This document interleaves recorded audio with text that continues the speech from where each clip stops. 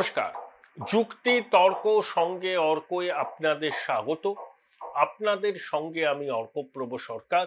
সবাইকে স্বনির্বন্ধ অনুরোধ, channel subscribe করুন এবং থ্যাঙ্কস বাটনে ক্লিক করে আপনাদের সহায়তা আমাকে পৌঁছে দিন।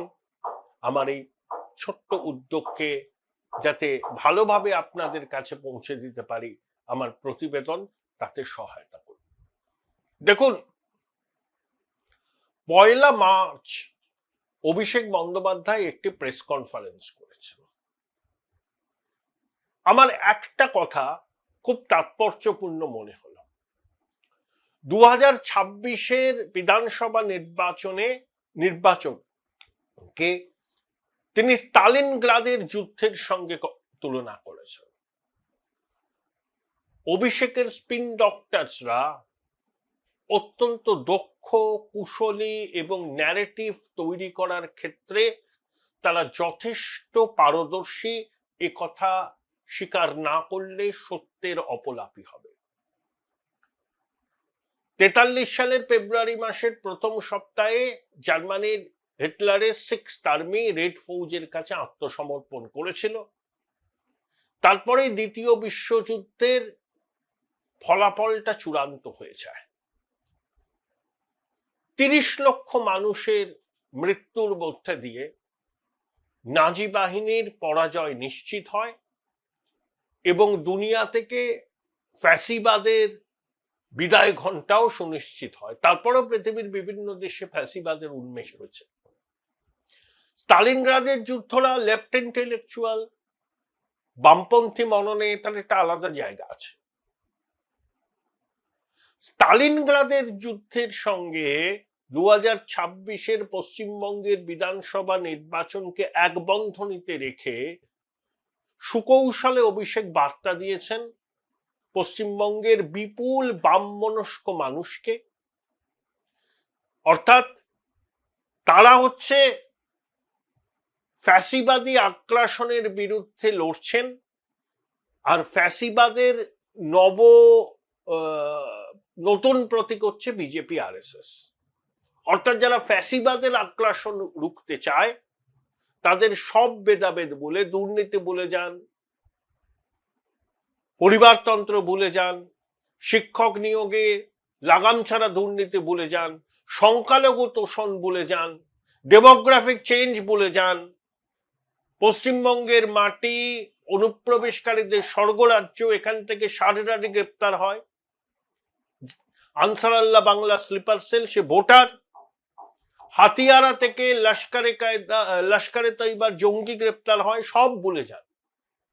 শুধু বিজেপিকে রুখতে তৃণমূলকে সাপোর্ট করুন, কারণ এটা স্টালিনগ্রাদের যুদ্ধ। ফ্যাসিস্ট বিজেপি আরএসএস এর বিরুদ্ধে তৃণমূল একা কুম্ভ রক্ষা করার লড়াই চালাচ্ছে এবং এই লড়াইয়ে বামপন্থীদের সহযোগিতা প্রার্থনীয়। আগের 2021-এর নির্বাচনে বামপন্থীরাই ক্যাম্পেইন করেছিলেন no vote to BJP. Jawhar Sircar, Parambrata, Kaushik Sen, স্বনামধন্য বামপন্থী সব দিদিমণির খুব পেয়ারের এরা, জানেন তো। No vote to BJP. বামপন্থী বা সিপিএম এর সমর্থকদের একটা বড় অংশ বিজেপিকে ভোট দিয়েছে, নইলে বিজেপি অত ভোট পায় কোত্থেকে? মঙ্গল গ্রহ থেকে তো পায়নি। আর একটা অংশ বুকে পাথর চেপে তৃণমূলকে ভোট দিয়েছিলেন যাতে বিজেপির ক্ষমতায় আসা ঠেকানো যায়। এবার no vote to BJP campaign এখনো শুরু হয়নি, অচিরেই হবে। আবার অচিরেই ওই কৌশিক সেন, পরমব্রত সব নেমে যাবে। দেখুন না, আনন্দবাজার পত্রিকায় উত্তর সম্পাদকীয় লেখা শুরু হলো বলে।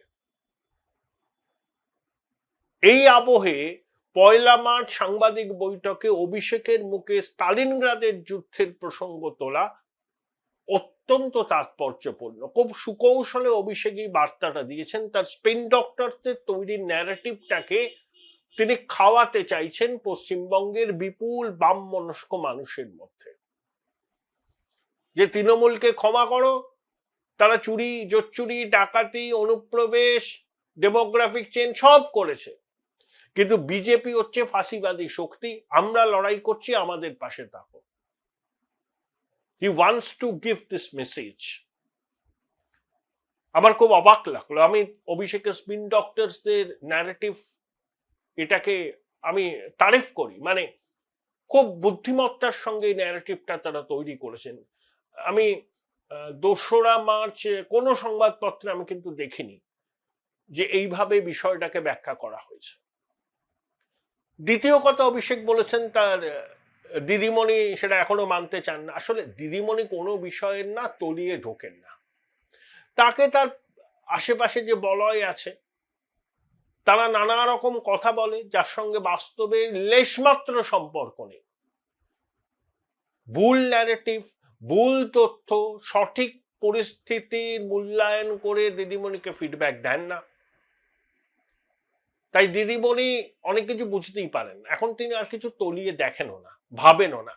আসলে ধৈর্য ধরে কোনো কিছু ভাবা, কোনো কিছুর ভিতরে যাওয়া, তলিয়ে দেখা, এসব দিদিমণির অভিধানে কোনো কালেই ছিল না। আর 15 বছর রাজ্যপাল সামলে এখন তিনি আর উৎসবের মধ্যে ঢুকতেও চান না, তার ধৈর্যও কমে গেছে।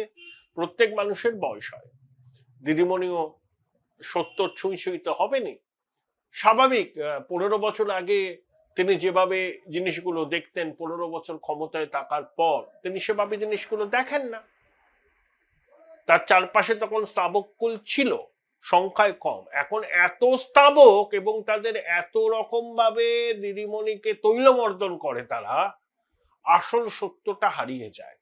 এবং সেদিক থেকে দেখতে গেলে অভিষেকের এই স্টালিনগ্রাডের প্রসঙ্গটাকে আনা, আমি বলবো যে পশ্চিমবঙ্গের এই গুরুত্বপূর্ণ বিধানসভা নির্বাচনে একটা নতুন ন্যারেটিভ কিন্তু তৈরি হতে শুরু করলো এবং এটা আস্তে আস্তে বিল্ড আপ হবে।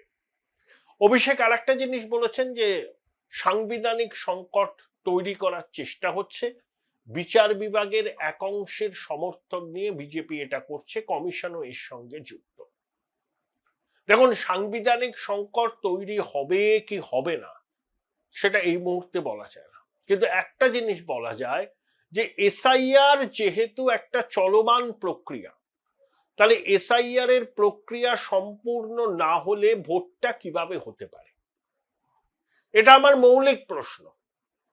আধখাচেরা এসআইআর, আধখাচেরা ভোটার তালিকা, সেই তালিকাকে সামনে রেখে নির্বাচন, 60 লক্ষের কাছাকাছি মানুষের ভাগ্য নিষ্পত্তির অপেক্ষায় ঝুলে রইল। ভোট ঘোষণা এবং ভোট গ্রহণ পর্ব চালু হলে কতজন শেষ পর্যন্ত জানতে পারবেন যে তারা ভোটার না ভোটার নয়? খুব সামান্য অংশ, বড়জোর 20-25%। 75% মানুষ জানতেই পারবেন না যে তাদের ভাগ্যে কি রয়েছে। তাদেরকে লেফট আউট করে দিয়ে নির্বাচন সম্ভব? কি বলে সংবিধান? আমি এ নিয়ে প্রতিবেদন করব, আমাকে অনেক পড়াশোনা করতে হবে, কিন্তু একটা সাংবিধানিক সংকটের দিকে কিন্তু আমরা যাচ্ছি, সেটাই অভিষেক বলেছেন। প্রথমবার তৃণমূলের কোন শীর্ষ নেতার মুখে আমি এটা শুনলাম, দিদিমণি এসবের কথা বলেন না। অর্থাৎ অভিষেক আঁচ করেছে যে এ রাজ্যে শেষ পর্যন্ত রাষ্ট্রপতি শাসন জারি হবে, পশ্চিমবঙ্গে বিধানসভা নির্বাচন দীপাবলির পরে হবে। কারণ 5ই মে এই সরকারের মেয়াদটা শেষ হচ্ছে। তাহলে নতুন সরকার করতে হলে তার মধ্যে নির্বাচন করে ফল ঘোষণা করতে হবে, নতুন সরকার দায়িত্ব নেবে। এই কদিন মানে ইলেকশনের ঘোষণা, প্রচার, মনোনয়ন জমা, প্রত্যাহার, 2-3 দফায় হয়তো ভোট হবে, এই মধ্যে এসআর এর এই প্রক্রিয়াটা সম্পূর্ণ হবে? অসম্ভব, অসম্ভব। তাহলে এতজন মানুষকে বাইরে রেখে কি করে ভোট হয়? তখন তো প্রশ্ন উঠবে, কেউ আদালতে চলে যাবে যে আমার ভাগ্য ঝুলে রয়েছে, আমি মনে করে আমি ভোটার, ভোট হয়ে যাচ্ছে, আমি আমার গণতান্ত্রিক অধিকার প্রয়োগ করতে পারলাম না, আদালত কি বলবে?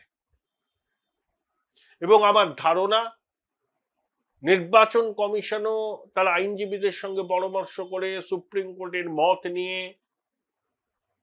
নির্বাচন ঘোষণা করা কি সম্ভব এই মুহূর্তে? তাই অভিষেকের এই বক্তব্য খুব প্রাসঙ্গিক, যে তারা অন্তত ধরেই নিয়েছে যে নির্বাচনটা এই মুহূর্তে হচ্ছে না, সাংবিধানিক সংকট হচ্ছে, তার মানে রাষ্ট্রপতি শাসন জারি হবে। বিজেপি বলেই দিয়েছে নো এসআইআর নো ভোট, বিজেপিতে একবারও বলেনি আধ খ্যাচড়া এসআইআর হলেই ভোট হবে, তারা বলেছে নো এসআইআর নো ভোট, পুরো এসআইআর হোক তারপরে ভোট হবে। বিজেপির ন্যারেটিভ খুব স্পষ্ট, এই অনুপ্রাণিত গৃহপালিত পুলিশ এবং আমলা কুলকে সম্পূর্ণ নিউট্রাল না করতে পারলে পশ্চিমবঙ্গে অবাধ সুষ্ঠু নির্বাচন সম্ভব নয়। তাহলে এই অ্যাডমিনিস্ট্রেশন কখন নিউট্রাল হবে? যখন তাদের উপর বঙ্গেশ্বরীর প্রভাব থাকবে না। যেই বঙ্গেশ্বরীর নির্দেশ পালন করতে আধিকারিকরা আর দায়বদ্ধ থাকবেন না, তখনই কিন্তু এই অ্যাডমিনিস্ট্রেশন রাতারাতি আইনের শাসন বলবৎ করতে তৎপর হবে। অর্থাৎ সংবিধান মেনে, দেশের আইন মেনে করবেন। সেটা কখন হবে? যখন 14 তলা থেকে দিদিমণির হুকুম তারা আর মানতে বাধ্য হবেন না, সেটা তখনই সম্ভব রাষ্ট্রপতি শাসন জারি। অভিষেক সেই ইঙ্গিতটা দিয়েছেন যে সাংবিধানিক সংকটের দিকে ধীরে ধীরে এগিয়ে যাচ্ছে রাজ্য, এবং তাও হুঙ্কার চেয়েছেন বিজেপি 50-এর নিচে নামবে। দেখুন, রাষ্ট্রপতি শাসনটা আমি ব্যক্তিগতভাবে পছন্দ করি না। একটা নির্বাচিত সরকারকে ফেলে দেওয়া ইন্দিরা গান্ধী বহুবার করেছেন 356 ধারা জারি করে। নরেন্দ্র মোদীর 11-12 বছরের জমানায় জম্মু কাশ্মীর আর মণিপুর ছাড়া হয়নি কোথাও। জম্মু কাশ্মীরে 370 ধারা এবং 35 বিলোপ করার উদ্দেশ্য ছিল, আর মণিপুরের বিষয়টা আপনারা জানেন। কিন্তু কোথাও গণতান্ত্রিকভাবে নির্বাচিত সরকারকে আইন শৃঙ্খলার প্রশ্নে ফেলে দেয়নি, এবং আইন শৃঙ্খলার প্রশ্ন বা রাজ্যপালের রিপোর্টের ভিত্তিতে এখন 356 ধারা লাগু করা যায় না। কিন্তু এসআর মুম্বাই মামলায় সুপ্রিম কোর্ট রায় দিয়েছে যে সাংবিধানিক প্রতিষ্ঠান যদি তার দায়িত্ব পালন করতে ব্যর্থ হয়, তখন কিন্তু রাষ্ট্রপতি শাসন জারি করা যায়, এবং তাতে সংসদের দুই কক্ষের অনুমোদনও লাগে না। নির্বাচন কমিশন সাংবিধানিক প্রতিষ্ঠান, এসআইআর তাদের সাংবিধানিক দায়িত্বের মধ্যে পড়ে। সেই কাজ অসম্পূর্ণ মানে সাংবিধানিক প্রক্রিয়া অসম্পূর্ণ।